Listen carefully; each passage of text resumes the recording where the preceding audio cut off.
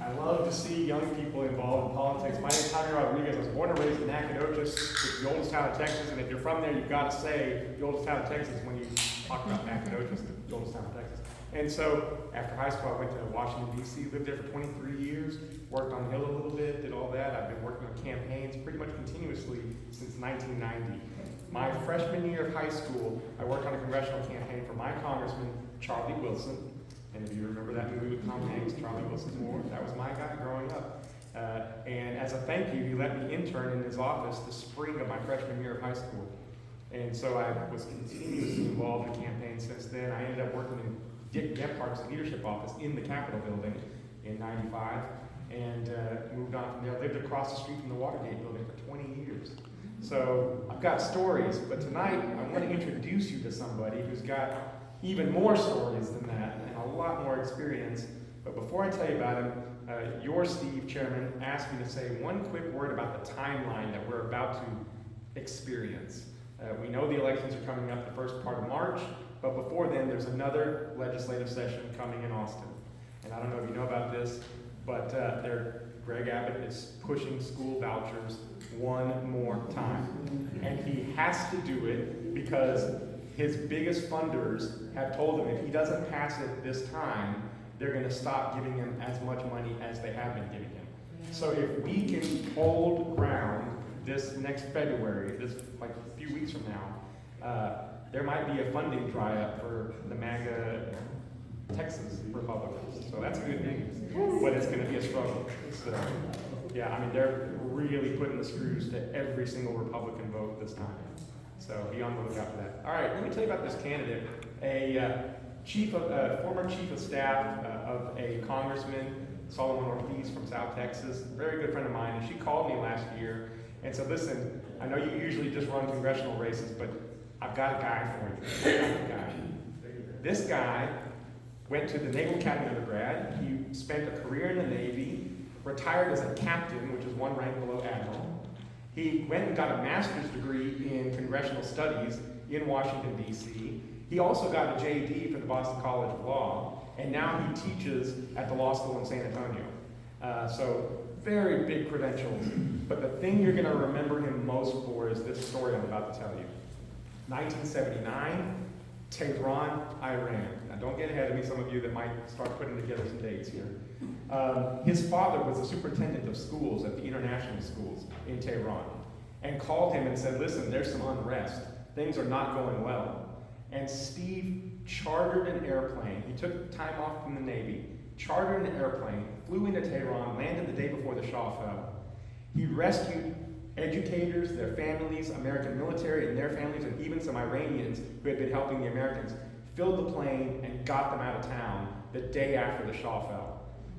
So incredible. This is a man that runs towards danger. He's not going to Cancun if it gets a little cold in Texas. Now there is an unfortunate twist to this story. A little bit later that year, his father, who left, on the fly as you can see, left all the school children's paper records behind. Back then there was no computers for that. He went back when the American embassy told him it was clear, and he was in the embassy when it was overrun. His father was one of the hostages in Iran in 1979. Spent 444 days as a hostage, and in squalid conditions with mushrooms and spores and things growing on the walls in the various places that they moved him around for those 444 days. After he came home, within a few years, he developed Lou Gehrig's disease and died. And the Department of Labor gave Steve's family a letter saying specifically that this otherwise healthy person got this because of his captivity. Now, I'm going to tell you the worst part of this. And it came out in the Dallas Morning News last year, but we had all, as Democrats, suspected for many years that the Republicans were playing politics ahead of the 1980 Ronald Reagan, Jimmy Carter election cycle. And they told people in the Middle East to hold the hostages just long enough so Jimmy Carter would look bad, Ronald Reagan would get elected, and he would be a lot easier on the characters in the Middle East. And that's what happened. That's what happened.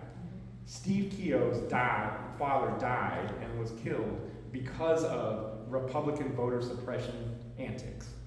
He is no stranger to that. When you talk about John Lewis Voter Rights Act, and things like that. There is no better champion than someone whose father was killed because of this.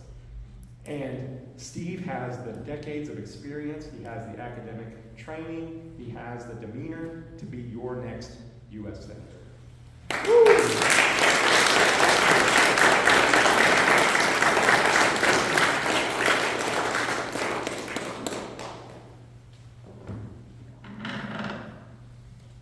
Thank you, Jaime. Can you all hear me back there? Yes. Sitting in the back row tonight, I had a couple of impressions. First one was this pizza in those boxes. So I don't want to talk too long and stay in between you and the food. The second one is that if I had to choose a running mate as a U.S. Senator, you'd be on the list.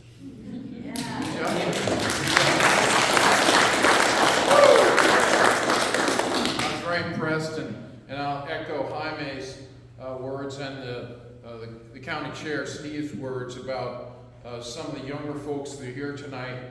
I think the youngest is probably a junior in high school. How about you? You're much older than that, aren't you, sir? Yeah. Yeah, exactly. And I'm certainly not younger than that. So, thanks. You get the award. I'm going to give my hat in a risky way. It's like giving a cat a mouse, I think, or a mouse cheese. But the lady back here liked my hat a lot. Would you mind just holding on to it so I don't? And then Constable, she goes out with that hat. You know.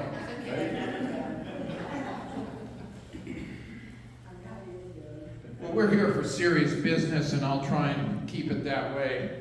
I'm very honored to be here at Bastrop. I don't know how many other U.S. Senate candidates have come here, but I care a lot about rural areas. I care a lot about all parts of Texas. I care about all Texans. That automatically distinguishes me over a number of candidates. And obviously the incumbent, who likes to find vulnerable people, and then his cruel streak comes out. To me, it's like being a witness to bullies in the schoolyard. And as a teacher and a member of Texas AFT, a union member, it particularly pisses me off to see that unchecked. Sorry for the language, but occasionally it comes out. As noted, my wife is a physician, a medical director for many years of a free clinic for folks. And we have four adult daughters. So you'll see a few of the issues I talk about have some resonance with women. I'm going to start tonight, though, by saying, look, you expect, and you should expect, your U.S. Senator on day one to walk in and not need a map to know where the Houthis are, who, by the way, lost most of their ammo dumps today, thanks to one of the U.S. submarines, because they were harassing ships, right? They were harassing free nations trying to maintain commerce and economy. But you expect, and should expect, the U.S. Senator to know what's going on across hundreds of areas, and to have the right answers or a sensible question. So we're going to talk about all those areas tonight. Or at least we're going to stop after 3 of them, okay? Just 3 of them. The first one that I believe so powerfully on is having someone, please stand up, from Texas who knows what they're talking about on immigration and border issues. Yeah.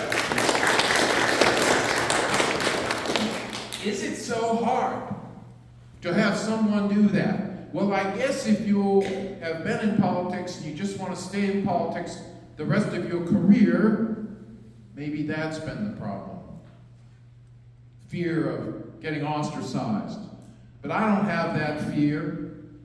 I've represented people and protected people since I was in high school, and certainly since I was in the Naval Academy, and then spent a career in the Navy protecting and looking out for folks, and them looking out for me. But really, we were representing all of you, so I don't have a problem standing up and representing people, particularly those who are more vulnerable, who are just barely struggling to get here and hope that they'll be able to qualify to stay here. So we need someone to stand up and be a real umpire and a coordinator of what's going on the border and immigration issues. Someone who could say, you know what you just said, Governor from Iowa or Florida? That's not true. Now get out of here and take all of your liars with you. Maybe a little more politely. Maybe not. Maybe not. Maybe they can't hear so well when it's so polite. But look, that's what we need, and I support law enforcement. I understand law enforcement. I support the various federal agencies that are tasked with protecting our border, and I emphasize federal agencies.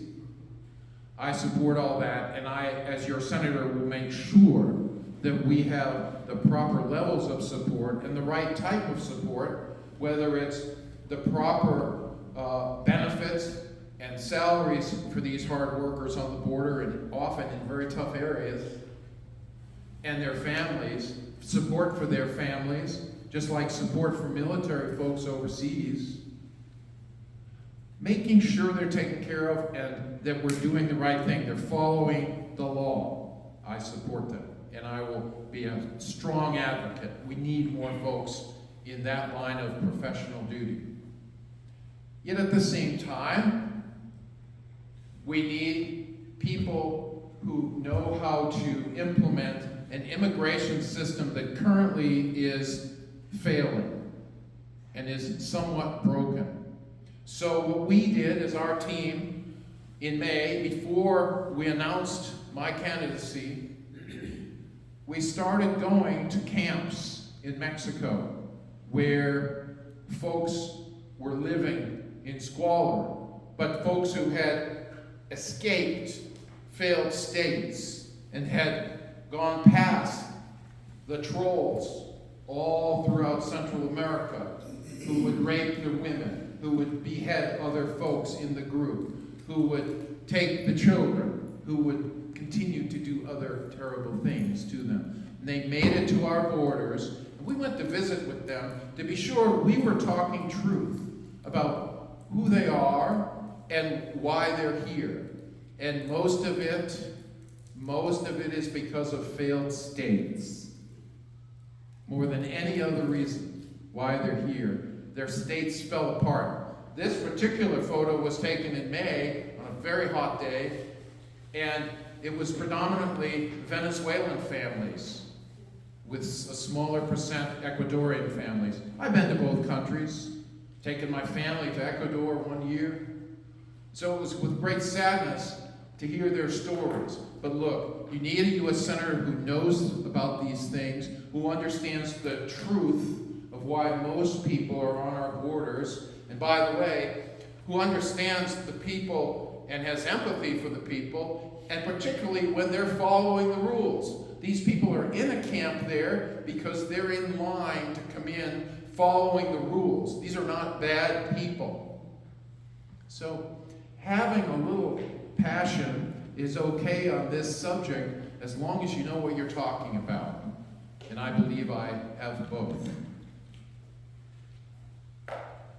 We have to make sure that the international rules, the moral rules, and any other rules that are appropriate to the situation are followed. We also need some changes to the law, which I'm happy to talk about later, and there are some recommendations on our website relating to things that can be done now. Q&A subject, I can go into more detail. The second category tonight, of those hundreds we could talk about, the second category to talk about is healthcare. Healthcare is big in my family. And let me just say, what does healthcare mean to me? when I hear that phrase, healthcare? Well, it means, how can we improve the healthcare for all of you Americans? How can we get more Americans with that improved healthcare, and how soon can we do it? That's what healthcare means to me. Whether it's the urgency of seniors, whether it's the kind of alone feeling that pregnant women might feel in this state. And oh, by the way, abortion and reproductive care is health care. Don't tell me anything else. It's health care. And I'll challenge most men to a contest. Tell me 6 procedures that women routinely have that relate to reproductive health care. Aren't too many winners on that competition, okay? You know, because a lot of folks just don't know. Even the good men just don't know. It's a private area. It should be private within the realm of the patient and the healthcare provider. There should not be Greg Abbott sitting there peeking in. There should not be Ted Cruz peeking through, or their proxies pretending to protect other folks. When the people who need protection are the women who are being discriminated against in this country, like I never imagined would happen.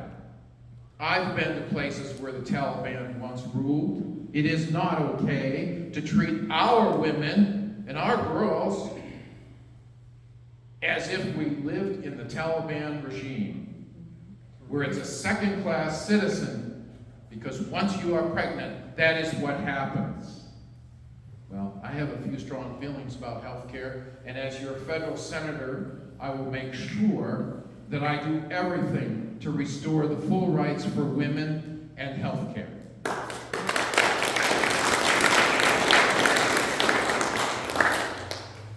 Well, veterans and us seniors need health care too, and one of the things that we are working on now, and it's a very exciting project, is to have a plan in place ready to launch as a bill in the U.S. Senate to attack the problem of healthcare deserts in this state. Let me give you an example. A healthcare desert is where you just can't find a certain type of healthcare. You've heard about food deserts, right? Often in urban areas, but just as applicable in rural. Well, a healthcare desert example is, so we're talking with a mayor, and I said to him, now, for your small town here in West Texas, how far does someone need to go? Is it just a couple blocks? Or is it a couple hours to get dialysis? For those of you who may not know about dialysis, it's typically 3 times a week. And it's several hours for each session. And if you don't get in the right timing, you could be in the last session, and if you have to drive 2.5 hours to get there, that means there's an overnight cost too, because you're not in a condition to drive back. So this mayor said to me 2.5 hours. 2.5 hours, and that was a mountainous area too, out in West Texas, down by the border, by Big Bend. So we are working on a map that targets the top 20 conditions, and we'll have that ready to go on day 1 for you all.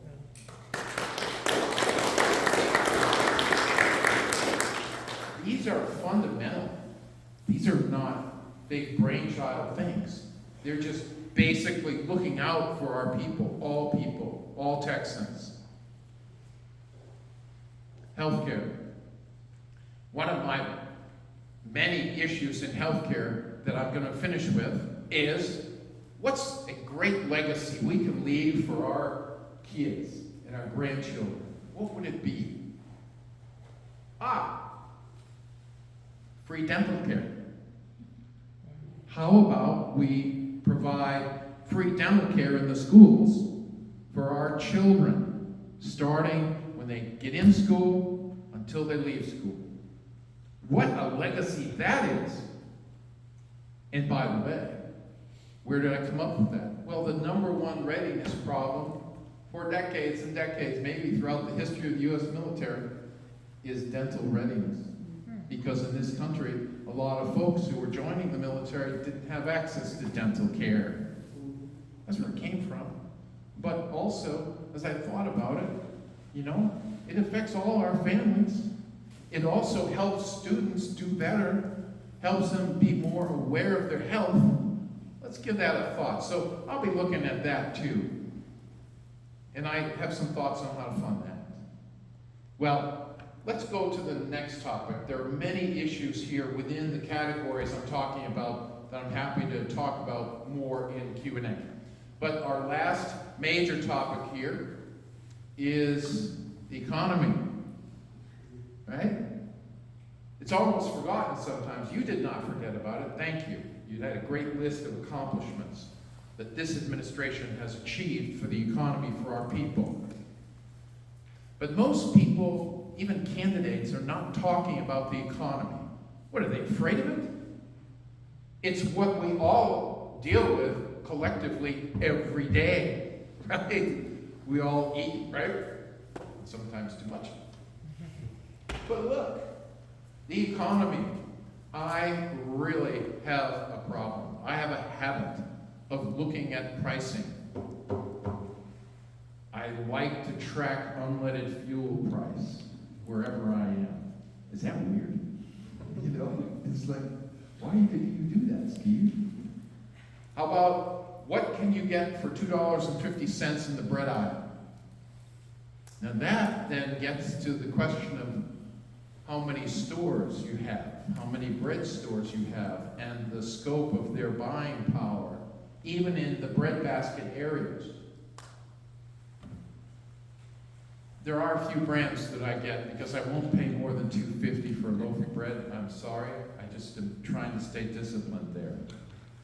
But these are questions like price of a dozen versus 18 eggs. What does it cost to get a good quality gallon of milk? These are questions, and don't let me forget about a whole chicken price. These are questions that families live on.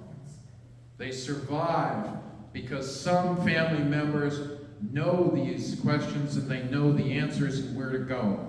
But these also relate to the metrics, the warning lights that as your U.S. Senator, I will see before it's a big crisis in the news and say, why is this happening? Call up the CEO of Valero. What's going on? We support you and your workers. What's going on with these prices? In this area, I just came in quickly today, and I apologize, I didn't do my normal diligence on the prices. Are you in the 250s for unleaded? What are you at? Is it up to 280 here? I'm sorry. And there's a good example. It varies even in small regions so much. It's all about distribution and who the sellers, right? All of these factors. Well, that's the retail, the consumer part of the economy. And I want to assure you that one thing you do want to be happy about is that this senator on day one will be watching those things for you and for your families and your parents and your relatives and friends. The second thing I can assure you is that you probably don't want to go food shopping with me. It's really long and boring, okay? Because we watch those things. The other part of the economy equation here is, what is the biggest factor? What is the biggest factor that impacts the health of our economy? And remember, America's great because of you, the people, our people. That's why America's great, and because of the strength of our economy and our democratic economic system. So our economy is a piece of our greatness, drives our ability to have freedoms that others don't. So what is it that threatens our economy more than anything else?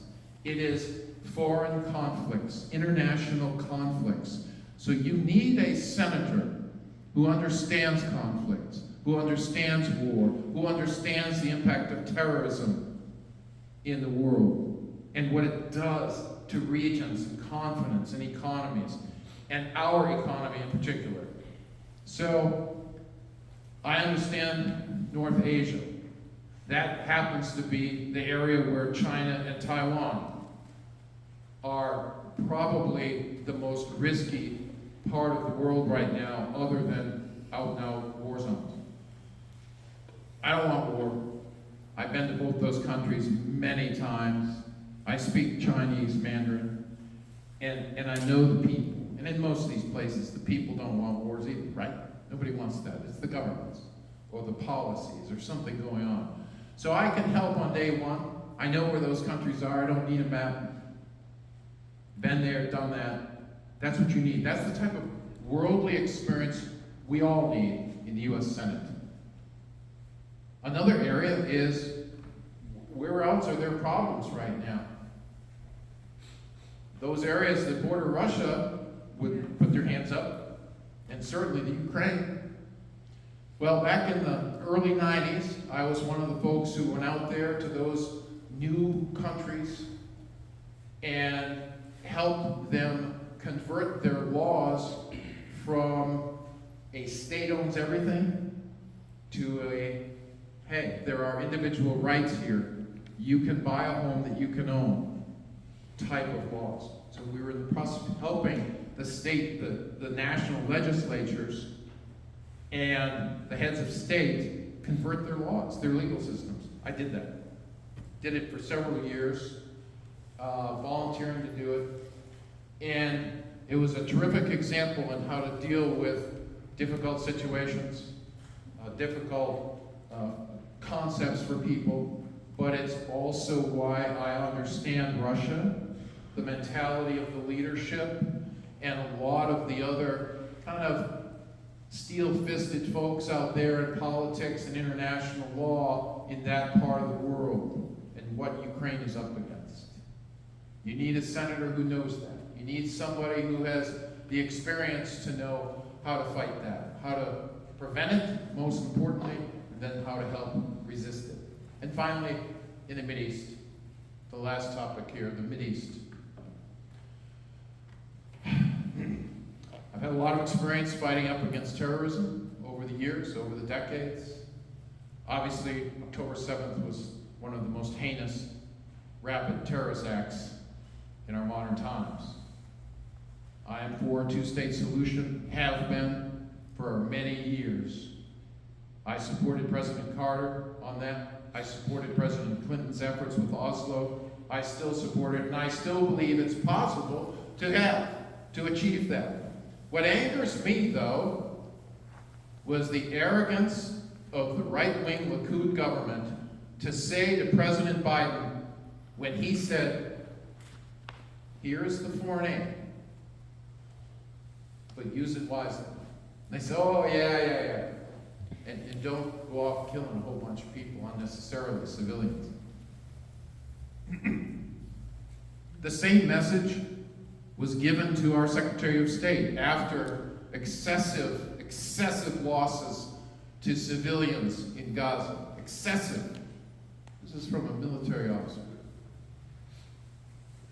The same response to Secretary of State of the United States. That's in essence what it was. And they continued that conduct. Am I angry about that? You're darn right I am. And I won't dwell on that, but what it reminded me to be sure and give you assurance on, that whenever I am representing Texas in the U.S. Senate, and there is a foreign aid bill, I'm going to make darn sure that there are very certain strings attached to every dollar that goes out there in terms of how that is being used. Period.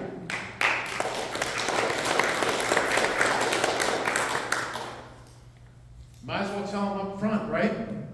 Can't use this in a bad way. Well, I do hope that there is a ceasefire. I do hope that the hostilities end very quickly. and the rebuilding can begin for both sides and the families that have been terribly affected and the individuals in that region. And I'll do what I can to help on that. I will, for all parties. Because in the end, even though America lost a lot of reputation when that happened, and particularly when the response occurred, there were a lot of countries out there that are partners in peace with the United States, even ones you wouldn't think of to be in that category. And we have to continue to fight for peace, even after there has been horrible conflict and new enemies created against Israel. We need to keep fighting for it, and I will be fighting for peace, because peace and prosperity is what Americans deserve, and we can get it, we can keep it, and we can teach others the right ways to maintain it. So I'm available for Q&A, for photos, and even criticism, believe it or not. Yes, ma'am. Okay, your speech is really good, but I was listening for a portion of your speech talking about education. If you don't have an educated society, you cannot get to the economy you're talking about. That's right. No leadership or anything like that. Absolutely. So what I'm suggesting is, because the Republicans, the next thing they'll work on is vouchers. All right. And that is draining the public school education. Right. It's more people that are poor than are rich. Right. So I challenge you to put something in there about education, those little ones that will grow to be our leaders. Well, you're talking to a teacher. Good. So, yeah. and my favorite grade to substitute teach on is either third or fourth, because they're still friendly to you. No, they're very genuine, you know. But yes, I'm a teacher. I teach law, but I've also substituted, and I come from a teacher's family, and I have been protesting this past year, 2023, quite a bit on behalf of my union brothers and sisters who are teachers in Harris County. And I've been up on the governor's doorstep a few times. The vouchers, you know. Yeah, that's where I was up on the governor's doorstep. That's right. That's just not right. You know, it's not what public education needs, and it's not being done in a truthful, transparent way either. A lot of folks think that they would be able to use these vouchers to fully fund children's education in certain schools. But those certain schools, that may be just a half or a third of what these children really need, and then hopes are dashed. And so it is cruel, another kind of cruel policy, and it is not public use of funds in the way that I think is proper or appropriate. So I don't support that. It's not enough chatter about education. You can accept people where they are and build it up, but it's just not in the ecosystem there. Yeah. So I don't know what's happening with that. I appreciate your feedback on that, but please know about my view on it, which I've just expressed. But thank you. Yes, sir. You know, I expect every Senate candidate who walks in here to be intelligent and well-versed in all the issues. But what I didn't hear in your speech, and I really want to know before voting for a Senate candidate, is take me back to the point in time when she decided to do this. Why? Because it's not just enough to say that you're smart. There are plenty of smart people on Capitol Hill. How do I know that you're motivated for 6 years to do the job? I think that's one of the most important things I can know as a constituent. Yeah, it's a good question, Doug. First of all, I don't say I'm smart. Okay, these guys might say it. I don't say that. Remember, I have 4 daughters and a really smart wife. Okay? But all kidding aside, I've had a life of service. That's a starting point. I haven't been a professional government official per se. I've been a naval officer, but that's a service job. It's a leadership and service job. And I've been an attorney on behalf of clients protecting intellectual property, patents, and ideas. That's a service job. But I've had a life of service as well as civilian service appointed by 2 different presidents And those jobs were clearly service focused on behalf of the nation, roaming the earth, roaming the different back alleys of the earth to ensure that there were no, let's say, secret nuclear programs going on, and then making sure that the Presidential Threat Reduction Advisory Committee that I was a special advisor to knew about where those alleys were, if they did exist, and I can't say they did or didn't, I can't talk about it, but it was all about nuclear weapons. So that's a service focus for our country. I can go on. I've been elected to public office at a local level, school board, planning board, that's service. Being a parent, being a grandparent, that's a service. But what you're getting at is, how can you know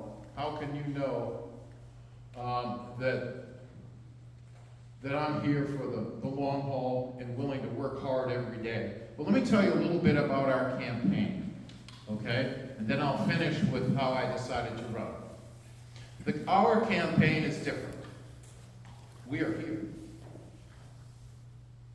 We are here. We've gone to more than 66 counties. Many of those meetings with fellow Democrats and whomever wanted to come. Many of those also had representatives from more counties. So we have been out and about all around this state to listen, mostly to listen. Somebody said, Steve, how do you remember people's names? It's by their stories. It's by their stories they've told me. That's how I remember people's names. And you think, wow, that's a lot of stories. You're darn right it is. And that's what you want me to know. That's what you want me to remember as your U.S. Senator. The stories that tell about your experience in your communities. That's the type of commitment and focus that I bring. By the way, the reason I decided to stop yelling at the dang television a few years ago, I don't know if any of you've done that, but I have, and I was doing that, particularly during the impeachment trials, a few years back, and then more recently. I stood up and said, it's time. Steve, you do have some background here that can help a lot of folks. You can do, Steve, what you know. I mean, you met. Someone else here met President Johnson a few times. We were both kids when we met President Johnson. Separate meetings, I think. I don't remember you. No. But President Johnson had said once, all I'm trying to do is ease the hardships for folks a little bit each day. And that is a motto that I like. That's all I'm trying to do. But how did I decide? It was President Trump and his antics that are threatening the democracy that I have defended all of my adult life. That's one. Number two is the taking away of health care rights of my daughters. Outrageous. Never before. Never thought it would really happen. And the way it has been seized upon by the states, this state included, one of the 10 worst states on taking advantage of women and their health care needs. That's another one, because I have 4 adult daughters. And then looking my grandchildren in the eye and trying not to weep when I thought of the challenges and garbage and lies that they don't even know about that are affecting their lives for the future. Those are the reasons I am here today. So I appreciate your question, and I hope that helps you understand a little bit more why, number one, we are here. Our team is here. We're not going to rely on heavy, deep budgets to blast out about us right before the elections. We're here to hear you. We're here to tell you person to person the stories of why I can be a good servant for you. So I hope that I've answered your question. Next question. Yes, sir. Is there any plans for debates for the Democratic candidates between Yes. now and March? Yes, and we've been actively promoting that. Hey, we're ready. We're ready to go. It's interesting, though. There seems to be a little bit of a trend evolving that if you don't have a certain number of dollars in your account, then you may not be allowed on the stage. Now, I thought this was a Democratic Party. So I'm calling that one out, frankly. Thank you for your question. We just learned of that. But there are a number of forums that are coming up this month and next month. And we will be at those. I will be actively participating in those. Any that require excessive bank accounts we may not be at, but we'll have alternative opportunities for people to be entertained. Let's put it that way. Because I think that's wrong in a Democratic Party, in a critical state where we want more people running and fresh ideas coming up and being discussed. But yes, sir, these are the 2 months when we're going to see a lot.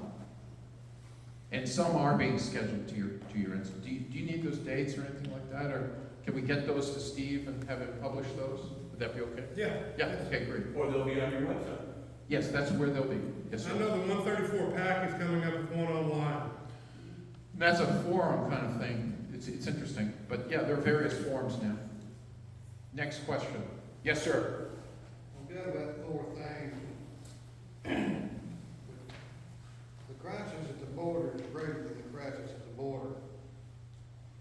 What do you plan to do to make it safe to live in South America? So those people, I've worked in the Gulf of Campeche for a year and a half. They don't want to come up here. They want to stay home. But like you suggested, they're raping their kids and stuff. It's not safe to live down there. But you need to make it safe to live in South America. Another thing is health care. It's not hard to figure out. I have people that come to my park from Canada, and they go back to Canada for a month so they can get their health care. Yeah. All we gotta do is follow the Canadian health care deal, and everything will be all right. How about if I respond as you ask the question, okay? And I'll give you all the questions, okay? You have 4. First 2. With regard to health care, I do believe that the Medicare system is an excellent model and it should be expanded. And also the Medicaid system, if it's not accepted by the states, then the federal government needs to provide grants directly to the county hospitals to help them. And that's particularly critical for poor folks who may still not be getting the funds out of the central government of the state, and also for mental health issues. Once President Reagan did away with the mental health care system in our country effectively at the facility level, we haven't really recovered.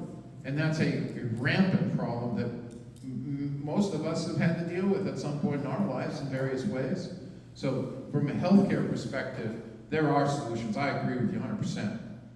On what can we do to help other countries in South America have a safer place to live for their people? I think the first question is that a country that we can effect change in? Or are they going to snub us? Or just steal the money if we use money to help do it? If they are a country that we think has a history and an ability to help change and willingness to change, maybe they need help taking out some cartels or something like that. But fundamentally, they're a healthy country. And I put Ecuador in there, by the way, okay? That's a cartel problem. It's not that they don't want to and don't have a history of being a strong country or a thoughtful, decent place, safe to live for your family. So once we make that determination, then we can look at the foreign aid that is needed in a targeted way. That's my initial response to that, realizing there are a lot of different details for different situations.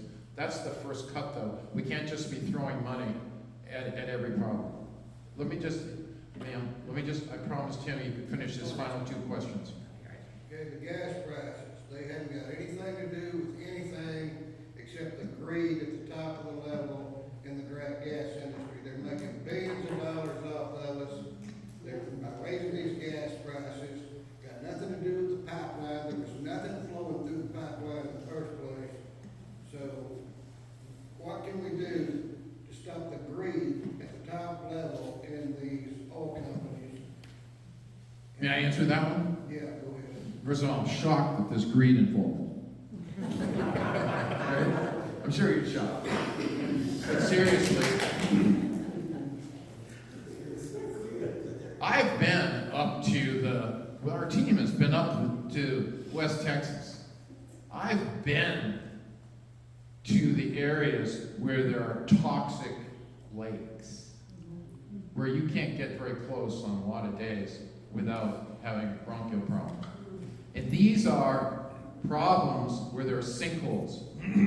These are caused by the over 1 million wells that have collapsed here in this state. Because we have a dysfunctional, and have for decades, maybe for the history of the Railroad Commission, which is responsible for oil and gas, we have had a dysfunctional, engaged, hands-off, laissez-faire system of lacking oversight of the oil and gas structures and industry effectively.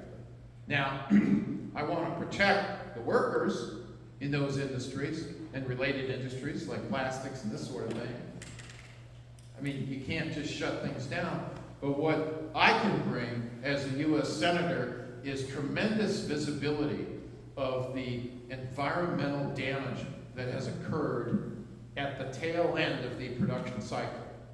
So these wells that have been abandoned, these wells that are causing devastation throughout our state, particularly in the West Texas area, and use that as a way of collaborating a little bit with these oil and gas executives and their organizations to say, look, how are you going to help clean up this mess that kind of you have some liability here for, bigger than perhaps even the federal government's ability to bail anybody out on?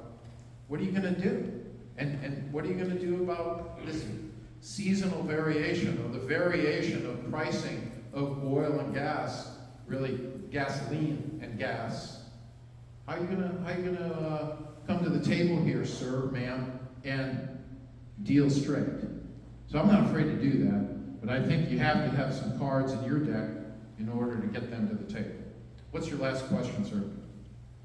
I left Iran in December of '78, and I took over in February of '79. Is that correct? I'm sorry, I didn't understand your question. I left Iran in December Okay, Iran. of '78, and I think he took over in February of '79. Yeah, Iran's really a beautiful country. Yeah. It's where the mountains are blue in Yep, Iran. yep. It's beautiful. Right. But my question is, why does the government hide so much stuff from us? Because when I got home, since you have been there, when I got home, I told my mom, look, they're fixing to have a revolution in Iran. She said, oh no, Bill, the show's our friend. We're not having any problems over there. Yeah. The first thing the American public knew about it, militant students took over the embassy. That's right, and that was the policy to suppress that information. I know that very well, because in looking at my father's effects after he passed, there were documents in there to him as the superintendent of schools as late as, November of '79, that talked about the desire of the U.S. government to not talk about the revolution because it would be bad for business there. And the American businesses, some of whom are based here in this state, were there, and many others from other countries, as well as the Shah's own enterprises. So there was actually a policy of the U.S. government then to not talk about the problems, to not talk about the encroaching revolution, even though it was made aware in the international press pretty well. But there really was a policy, and I've seen those documents that really embrace that policy. So you are correctly observing why was that? Well, there was a policy for that, believe it or not. And that didn't help my father. It sure as heck didn't help all the Marines and all the other workers in the embassy that day, you know. But people were fed up with it. They were fed up with it. I was on the streets of Tehran the moment the Shah left. And there was great celebration and pandemonium at the same time. And I was just really lucky to get the heck out of there. Okay? So I know what you're talking about. Very interesting background, and I appreciate your question, sir. I'm going to go to somebody else now, okay? Thank you very much. Ma'am? What I was going to say had something to do with what he was talking about. All these people are coming from the lower, you know, Brazil, and they think they're coming to a better place.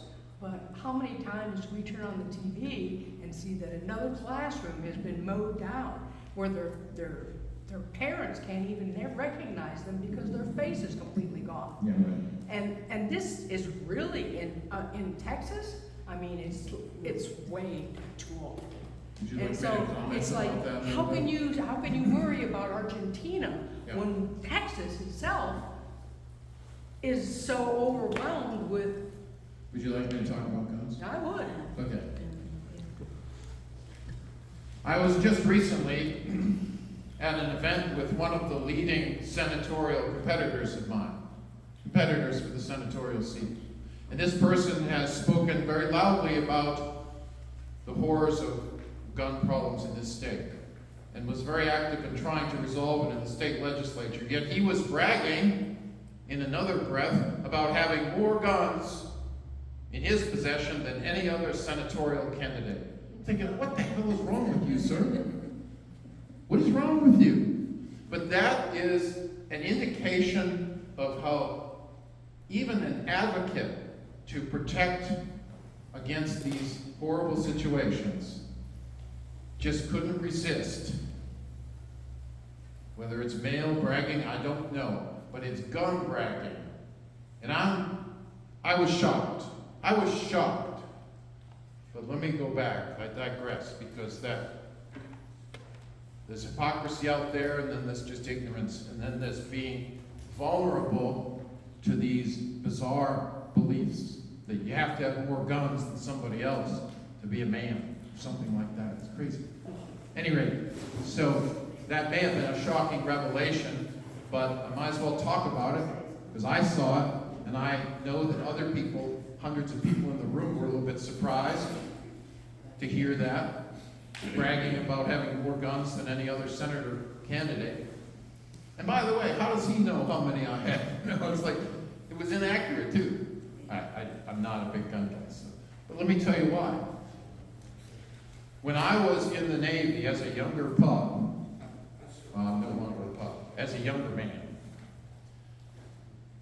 I was at sea. But when I came back from sea, for many cycles, I was asked to be the bodyguard for 4-star admirals, the top admirals in the U.S. Navy. And I don't remember how it got started, but it did. And I became the bodyguard of choice, particularly when we were dealing with overseas trips, so terrorist targets. Well, in that process of that training, I learned a lot. I learned a lot that law enforcement learns. I also learned how to shoot with both hands. Woo-hoo! Thanks, Constable. Constable's laughing. Sure, anybody can do that. Not well. But not well. But the idea, though, is that I understand what law enforcement's up against. I understand guns. I know how to use them and have used them. But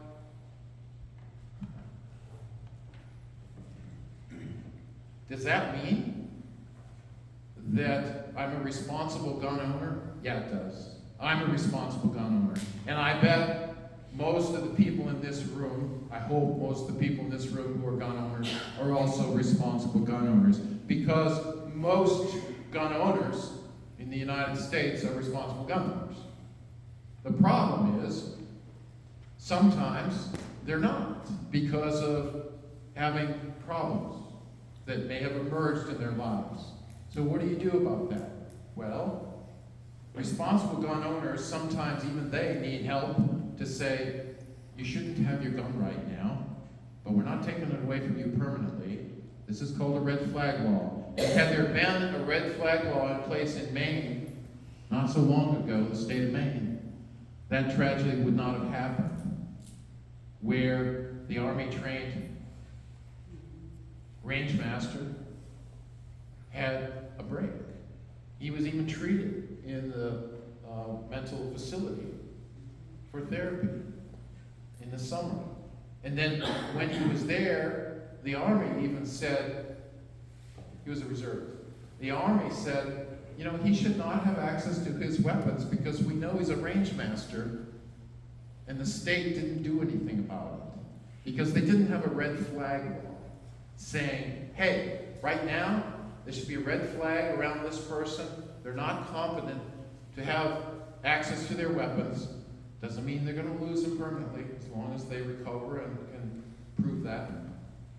That's common sense. And most responsible gun owners, regardless of their politics, know that that's common sense. And that's good. And then, let's talk about, with all due respect to those of you who are younger, let's talk about the 18-year-old who, instead of registering to go vote, what a choice, goes and gets a semi-automatic high-velocity weapon.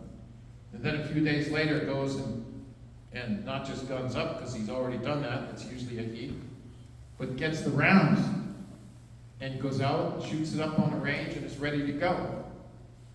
Well, I will tell you with high confidence, there's no responsible gun owner in this state who wants to be in the same zip code as that moron.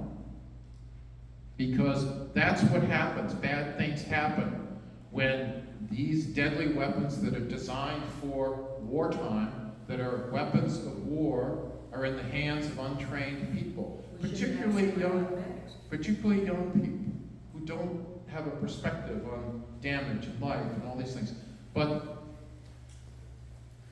what I'm saying is, and I can go through the list, there are other items that need to be done, like tell you what, as a senator who understands the law and who has been an attorney for a lot of decades as well, I'm going and reviving the idea of removing liability exemptions for gun manufacturers for certain types of weapons. Okay?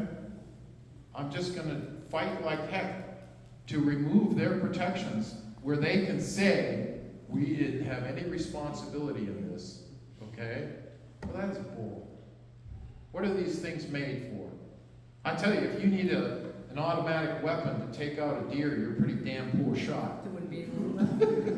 That's what I'm saying. You know? Semi-automatic should be eliminated. So I have strong feelings based on experience, and I am an excellent shooter, by the way. I often do stop at a range every once in a while when the schedule permits, just to talk with the range people, to talk with those folks, because often they're not Democrats, and help them understand that responsible gun ownership spans political beliefs. And that's where the hope is, though. That's where the hope is for me to get sensible gun restrictions and sensible gun laws in place at a national level, because responsible gun owners span political beliefs, and they know, they may not be able to admit it in front of some other folks, but they know what's right and wrong for the most part. And also, you know, you sit back and there is a long list of things to do, and I have that list, and I do have action ready to go on that. But also, I always talk about Moms Demand Action. Moms Demand Action is the group of women who are moms who go out and engage with civic groups, often in libraries like this, and teach people about safe storage of guns. You know, whether it's the hand-coded small safes, whether it's any other lock and key operations, to keep guns and ammo locked up, because gun deaths are the #1 death of children in the United States. Accidental gun deaths, not even counting the massacres. So I am very strong on improving the situation regarding guns. But I'll be danged if I can be silent when I see senatorial candidates joking about it. That really pissed me off. And you can maybe get a sense of my passion on this based on my experience, okay? So, what, I hope I addressed your question. You did. And there's more, but plenty of time to talk about it if you wish. Any other questions? I really appreciate the questions. The questions should challenge the senators, should challenge the candidates to say who they really are and why they can make change. And I hope I've convinced you to some extent that I can make change, that I'm here in a serious way to do it. I can laugh at myself, but I don't laugh at any of these issues. And my daughters are going, of course he can laugh at you, Dad. You're kind of laughable at times, right? You're a dad. But look, I'm here because of those kids. I'm here because of those grandchildren. I'm here because you're struggling. I know every one of you is struggling in some way. That's life. So remember what I said about LBJ's model. Easing the hardships. Easing a little bit of the hardships for folks. That's who I am. And I will fight for you. Thank you so much.